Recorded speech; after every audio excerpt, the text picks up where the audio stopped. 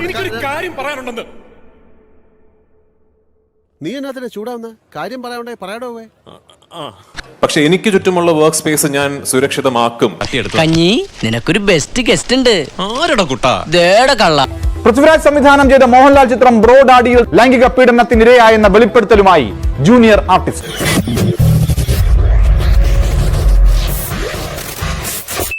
Congratulations. Thank you. എന്തിന്?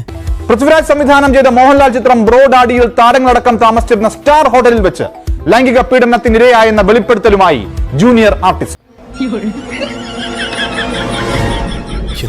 ലൈംഗിക പീഡനത്തിനിരയായെന്ന വെളിപ്പെടുത്തലുമായി ജൂനിയർ ആർട്ടിസ്റ്റ്. ബ്രോ ഡാഡിയിൽ താരങ്ങളടക്കം താമസിച്ചിരുന്ന സ്റ്റാർ ഹോട്ടലിൽ വെച്ച് ലൈംഗിക പീഡനത്തിനിരയായെന്ന വെളിപ്പെടുത്തലുമായി ജൂനിയർ ആർട്ടിസ്റ്റ്.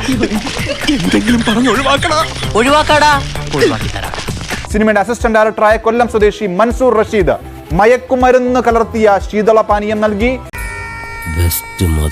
മയക്കി ലൈംഗിക പീഡനം നടത്തിയെന്നാണ് ഇവരുടെ ഞെട്ടിക്കുന്ന തുറന്നു പറഞ്ഞു.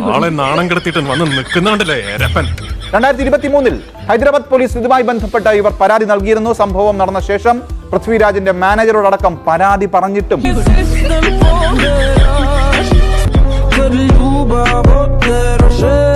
എമ്പുരാൻ എന്ന ചിത്രത്തിന്റെ ആദ്യ ഷെഡ്യൂളിൽ പ്രതിയെ ഉൾപ്പെടുത്തിയെന്നും ആരോപിക്കുന്നു. ഇനി ഒരു 2 ആഴ്ചയെങ്കിലും ഇങ്ങനെ ദുർനടപ്പ് തുടരേണ്ടി വരും. പൃഥ്വിരാജ് അറിഞ്ഞ പൃഥ്വിരാജ് അതായത് ഈ സിനിമ ഞാൻ കേസ് കൊടുത്ത സമയത്ത് ഞാൻ ആദ്യം ഫെബ്കേനെയാണ് പറയുന്നത്.